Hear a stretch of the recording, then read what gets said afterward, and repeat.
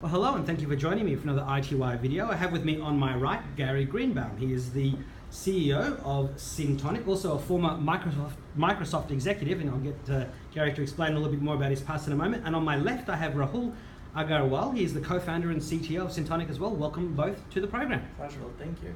So I thought I'd just start by asking you to both tell us a little bit about what Syntonic does. Don't go into too much detail yet, because I want to then ask you to tell us a little bit about your histories in the world of tech.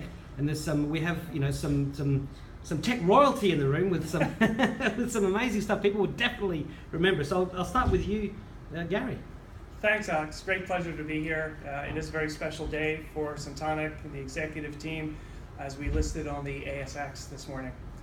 To give a little bit of background of kind of how we got here today, Please. Me and Rahul started this company, like I said, 3 years ago, and we had a vision that today's model for accessing the mobile internet, namely this concept of a data plan, is actually flawed. It's flawed in that consumers don't value data, they value apps and connected content. And so there's this mismatch, there's this impedance between what consumers are buying and what they value. Sure. And we thought that as a result of that mismatch, it really is holding back sort of the monetization of the full potential of the mobile internet. And so we created this platform now a couple of years back that changes or transforms the access currency from bits and bytes to one that's about connected content. And in doing so, it revolutionizes the types of interesting new business models that can be layered now on the mobile internet to capture the 3.7 billion people that can't get connected, or the 2 billion people worldwide that ration their data with prepaid plans. Sure, and of course it as we'll discover, it also solidifies the fact that content is king.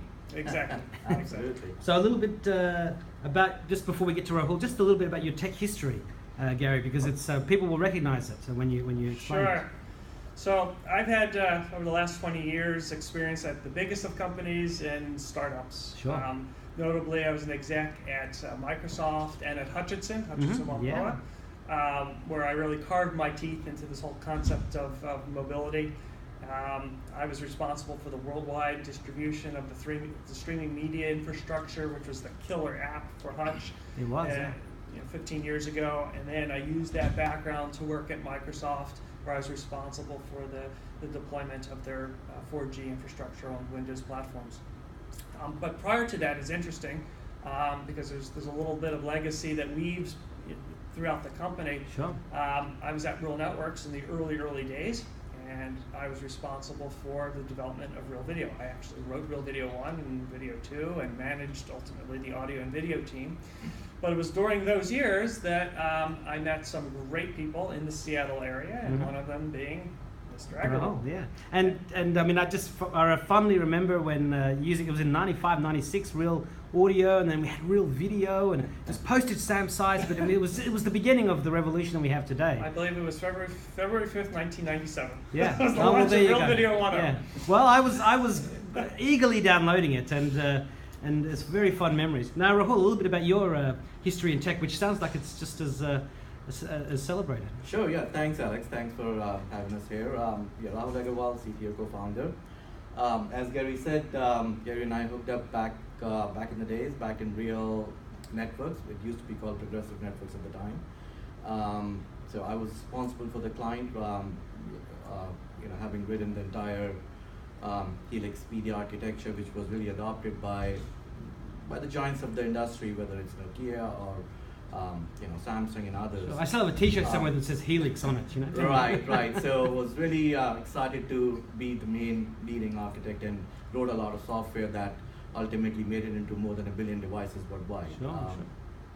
So spent almost 7 years there, and then I had this thing about starting something on my own. So I did that. I left Real and started a software service company, again with the focus on multimedia initially, and working with the likes of really big names and small names alike.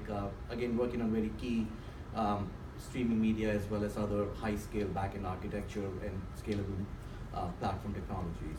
So around 3 years back, Gary and I hooked up around this idea of connected services that we're going to talk about today, as well as really excited about the journey in getting us here today. Sure, and look, just before we get into the whole further explanation of Centonic and how it works. You're a US tech company that's listed on the ASX. In the past, it used to be Australian companies wanting to list on NASDAQ. So what's the appeal? And this is something that apparently more US companies are doing. It's a great question. We're at that point in our company's maturation where we wanted to grow and grow quick. There's a lot of greenfield opportunity that we want to capture, as soon as possible. As such, we were seeking out sort of next rounds of financing to do that.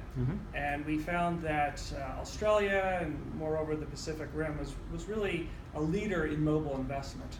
So we were coming here from an investment perspective, regardless of ASX. Sure. But moreover, as we walk through the actual products, you'll find that core set of our customers are actually in Southeast Asia. Yeah, it's the Asian century, as they say. Exactly, and so we were going to establish some sort of base here in the time zone to be more efficient with our business operations. Sure. And then the other core reason is most of our major customers are really the titans of the industry. We'll talk about Tata and AT&T and others, where being listed really adds a lot of credibility from a business perspective.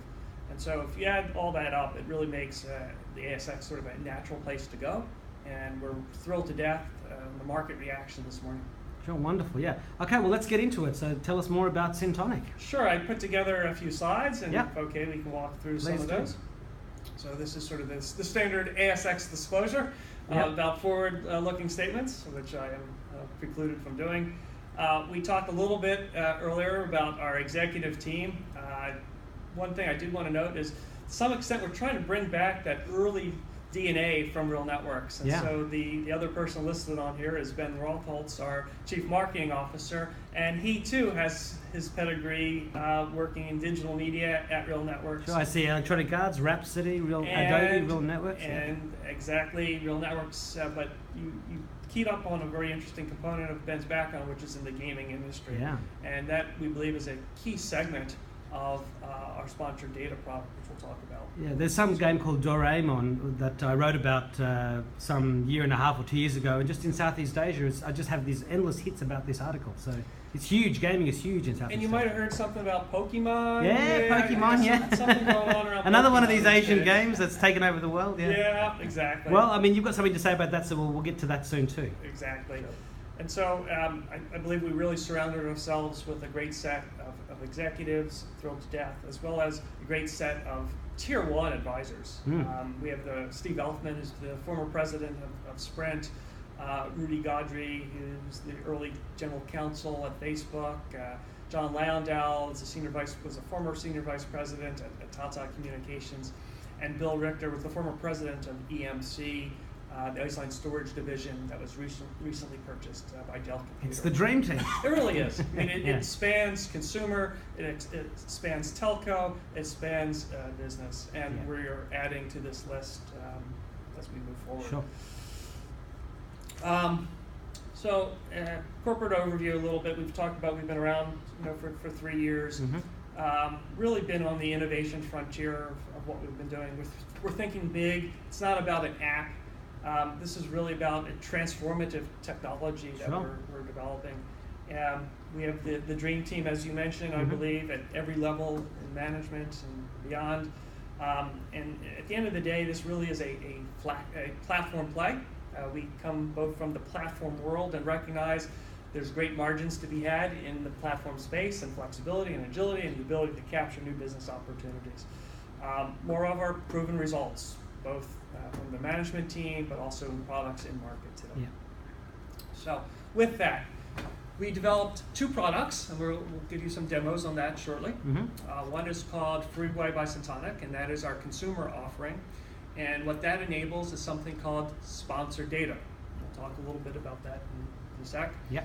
The other product we have is Centonic DataFlex, and that is our business product aimed at enabling businesses to more efficiently deploy or cost efficiently deploy their BYOD, or bring your own device programs, for their employees. Again, we'll show how that works and we'll talk through some of the details.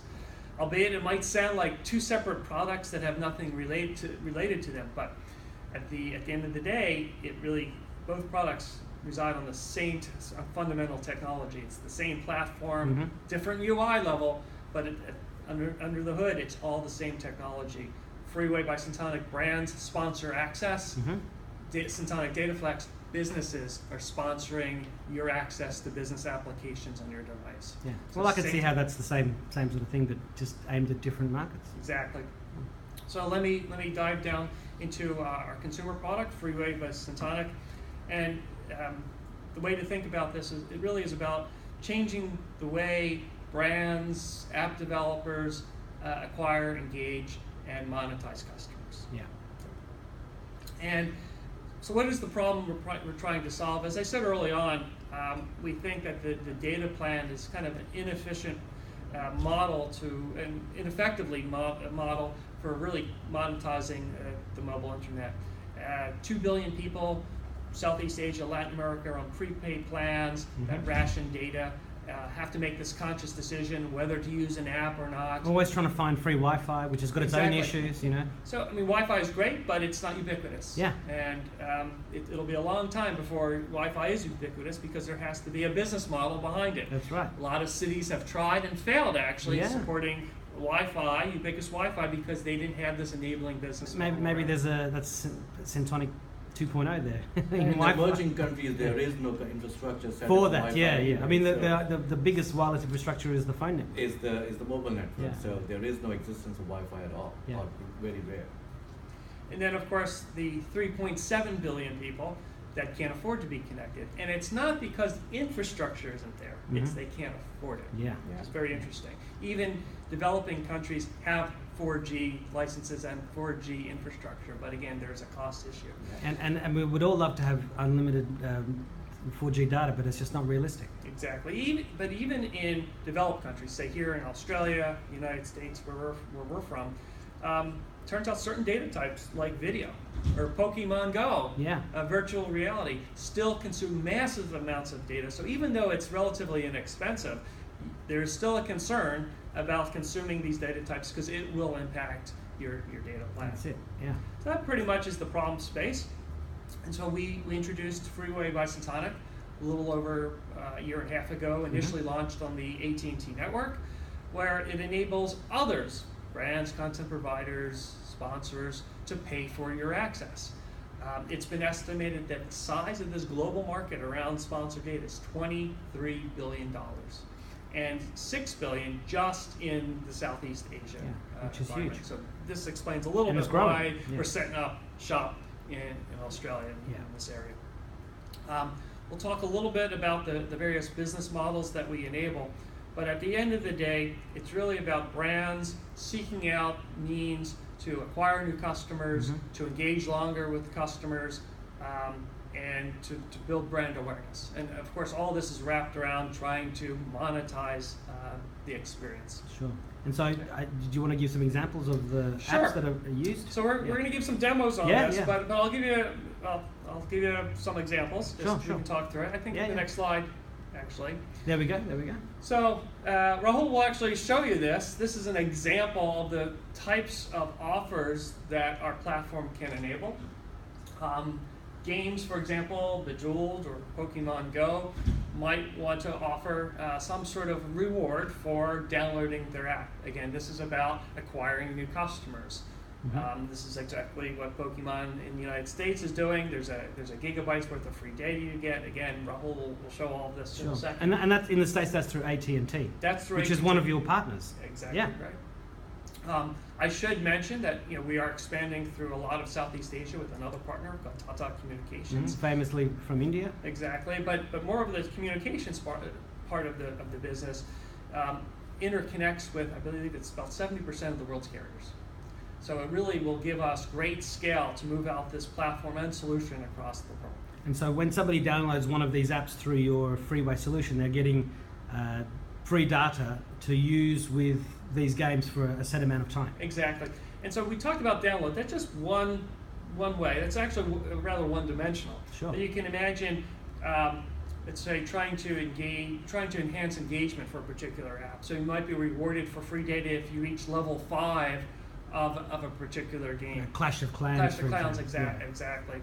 So it's not just download, but actions that the user might do that would warrant some sort of reward and that becomes very sticky for the consumer to use that. And I can see on the left-hand side there, that it's not just, some of them are 100 megabytes, 200 megabytes. Others, Clash of Clans, in the example, you can get a Yes. week's worth of usage. Exactly. And Coca-Cola is unlimited access. So it's really up to the company as to how much they want to sponsor. To be fair, in the Coca-Cola example, that's really sponsored access to the cricket event. Yes, So yes, it's to bounded the in ICC exactly. World 2010, 2020. Exactly, but it gives you a sense of the flexibility here. It could be time-based, it could be megabytes based, Sure. and the different types of actions that can provoke these Customer various behavior. rewards. Yeah, Exactly. yeah.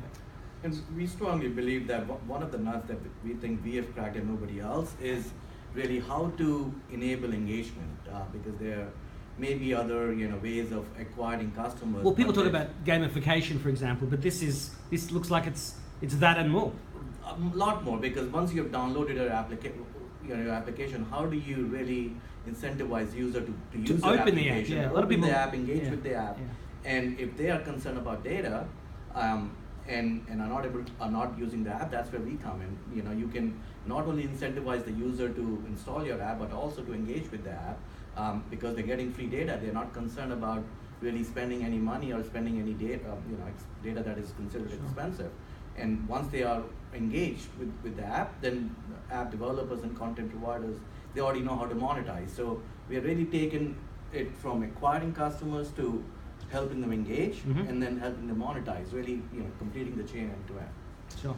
Before we get to the demo, I just want to overemphasize that it's not just an app that we have. It really is an end-to-end solution. So Mhm. there is definitely this app component, but there is this rich Platform. carrier-grade Yeah. back-end that supports it, and moreover, the tools to develop these particular types of offers, right? And this is what I'm showing here. It's like as you have an example. SDK, effectively. Well, we have a campaign manager at the back end. We have really highly scalable and 5 lines of reliability platform that integrates with the different carriers to enable zero rating of data or really sponsored data. Mhm. For that particular application. For specific applications, and allowing brands and app developers to really create the campaigns however they want. Across Provide a- geographies, across carriers, right? Yeah. So We're scaling to billions of people. exactly. So the big brands, they're not regional type of apps; they're global apps. Yeah, And yeah. so in our tools, for example, you can pick and choose, regions that you want to, spend your money on to Mhm. acquire the new customers or to engage more with Yeah. customers. So it really is a full end-to-end solution. We've invested heavily into that. It's not just a one-dimensional. Sure, app. sure. And I can see you've got analytics as well, so people can really drill down and, That's that's exactly right. the key. It's the old adage of which 50% of advertising is wasted. Well, that question is answered in the 21st century. Another key is we don't really require any app developer to go and modify their app, integrate yet another SDK Mhm. to take advantage of sponsored data. So one of the key pieces of technology is that you can take your app, any app that is there in the App Store or Google Mhm. Play Store, and without making any modification, we can basically enable sponsored data for that application. So all that you have to do is agree on the terms, and you don't have to make any technological changes to your application to take advantage of sponsored And given the big brands we've seen there, the Clash of Clans and the Coca-Colas, I mean, you must have had great engagement over the past year and a half. The very fact that we reduce the engineering friction to zero really allows us to accelerate adoption of the big content brands, especially because this is a brand new model, Yeah. right? We're introducing something brand new. And if you were to factor that with additional engineering, it's unlikely that this would happen anytime soon. Sure. So, as Rahul mentioned, this is really unique to Syntonic.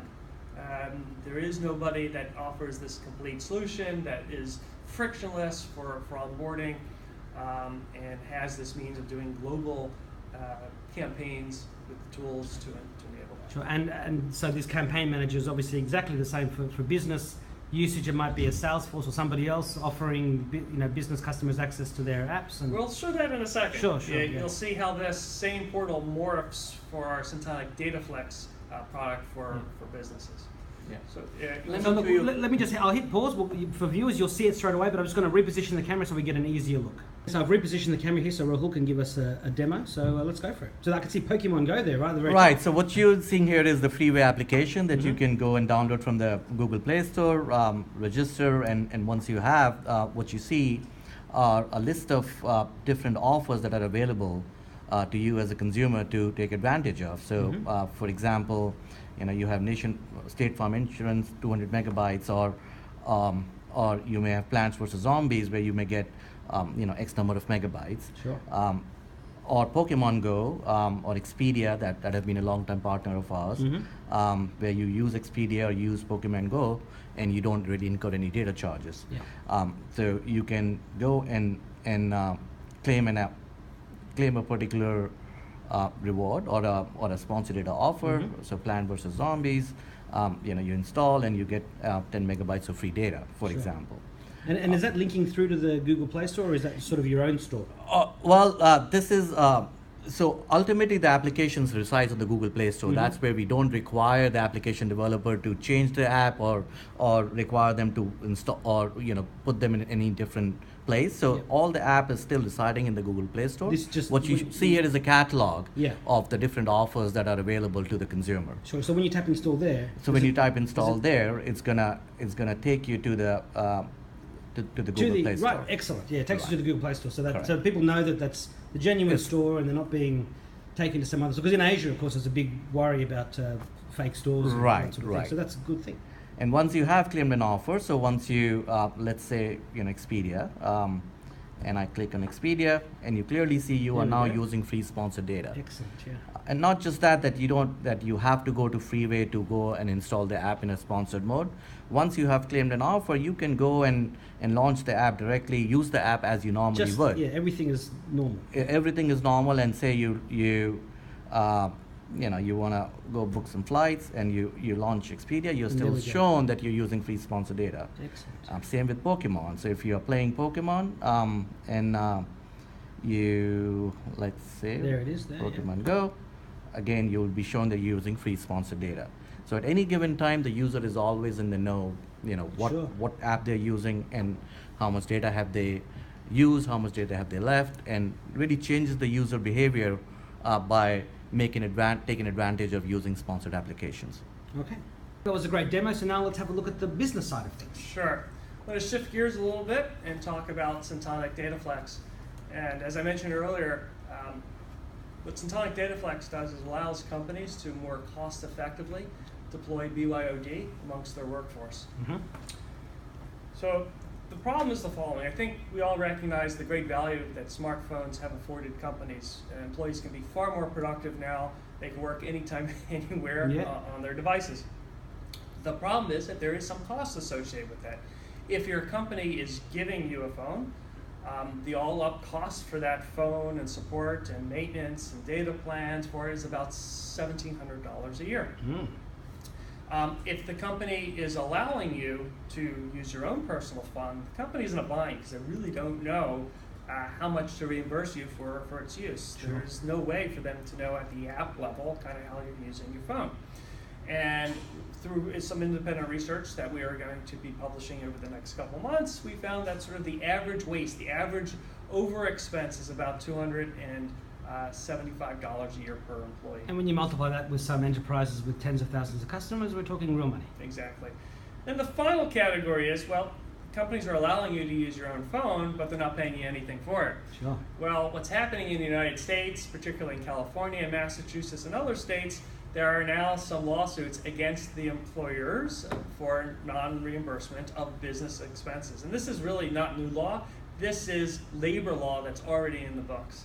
Yeah. So for companies actually to avoid potential class action lawsuits, we are getting lawyers acting as our sales channel, bringing their corporate clients to us to avoid the class action lawsuits. Right. Which is kind of interesting. Incredible.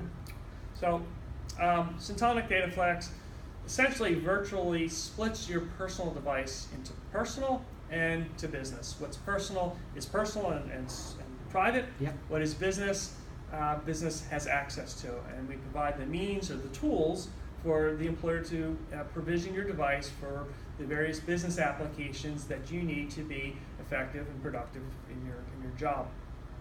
And in doing so, by splitting the data, the employer knows exactly how much you're spending and using, and can reimburse exactly.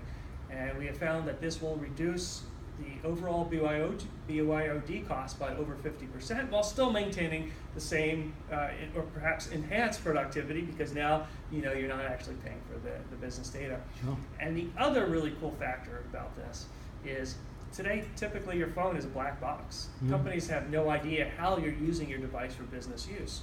We provide all the rich analytics about how you're accessing business resources and provide that to the company for means of compliance. And many regulated companies, they need to know, how you're touching various internal resources. Sure. And with things like Samsung Knox, which is supposed to encrypt one side of the business side and give free access to the other side, do you do anything like that as well? We actually, about a year ago, announced a relationship with Samsung Knox. So we integrated DataFlex with Knox. Knox is this secure container that's on most Samsung devices today, and provides sort of a nice means of segmenting the business and personal, and we were able to bifurcate the traffic in a way that business had access to business and private stayed private. And for other Android devices or Windows Phone devices or iOS? It works today, iOS and Android, and that is also a huge barrier of entry, particularly on the iOS side, to make this thing work. As you can imagine, iOS does not expose quite a bit for app developers like Android does, and so the great engineering team headed by Rahul has really done some magic to enable this to work on iOS as well as Android today. Okay. And then with that, I think we can probably go to the demo. Sure. Let's pause for 1 second. You'll see the demo in one moment. Also, let's have a look at the demo of DataFlex. All right, so again, this is a Syntonic DataFlex application that you download from the App Store. Once you have, you register, and once you have registered, what you see is a list of applications that have been provisioned by your employer and has been labeled as business applications, which are required for you to do your work. job, And all these business applications are being paid for by the usage for those are being paid for by your employer. So you know that when you are using Gmail or Skype or Google Analytics, you don't have to worry about data charges because somebody else, which is your employer, is going to be taking care of the charges. So let's say you launch Gmail, and there you say usage for app Gmail is being paid for by XYZ. And again, you'll start seeing similarities between this and our freeware product, where once you have installed DataFlex, you don't have to keep going back to DataFlex for you making use of the business applications. You can just launch Gmail as you normally would, and again you are notified that you are being paid for by XYZ. It's a more subtle notification. Right, the big one for consumers. And what's going behind the scenes is actually a lot which we keep hidden from the user because they don't need to know. But all the traffic for your business application is being sent in a way such that it gets zero rated for you as the end consumer, so that it doesn't even show up on your bill in case we have operator integration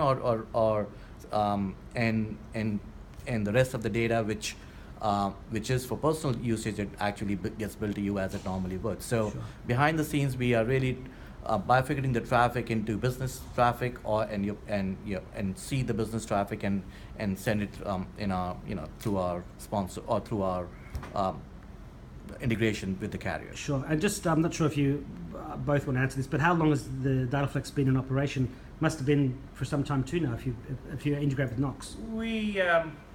It's been in pilot for almost, I guess, six, 8 months or so, last fall. But I guess with this launch now on the stock exchange, everything is being switched on, it's about to be accelerated. I think right now, the big land grab, honestly, is more on the freeway side of the business.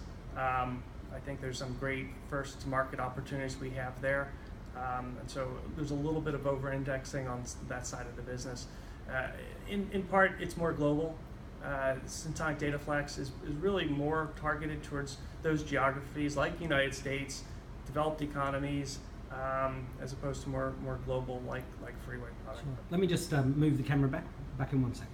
Okay, so clearly we've come towards the end of the presentation. I just wanted to ask, will both Dataflex and Freeway be available to Australians, or is this really going to be aimed at the Southeast Asian markets first? No. I think there's some low-hanging fruit around Southeast Asia and Latin America. Absolutely, I think Freeway by Syntonic and Syntonic Dataflex make Australia makes a perfect market for both of them, but right now the focus is Southeast Asia and Latin America for them. But stay tuned, and we're very excited about opening offices here and working with Sure. And do you think you might do some deals with some phone makers where the apps will be preloaded for certain markets? potentially. Yeah. In the roadmap, again, we can't talk much about Sure. what's coming, but absolutely. And I mean, one of the stats I've got here is that you've got sponsored data projected to reach 23 billion worldwide by 2019. So it's clearly a huge opportunity. As I've said in the past, I believe 2016 really is the start of sponsored data worldwide. We're starting to see more and more interest. People now understand the concept more, both on both sides of the equation. The carrier side, who sees the opportunity to grow their data revenues, as well as the content provider side, who see the unique opportunity this provides to grow new audience. Sure. Now, this is being watched by primarily a business audience. Are there investment opportunities still? I mean, do people just buy shares on the stock exchange now, or what would your message be to anyone who says, I want to be part of it? I would say this is still a fabulous investment opportunity. It is publicly available as of 10 o'clock this morning. Mm-hmm. It's a great investment opportunity. It's here, it's now, it's revenue generating. We have the credibility of some major partners, AT&T and Tata Communications, Samsung, to name a few, and we're aggressively expanding, using sort of our capital raise to go into new markets. So the time is right absolutely now to double down, and we're very excited to be here. So any final messages for your customers and for the ITY viewers and readers beyond what you just said?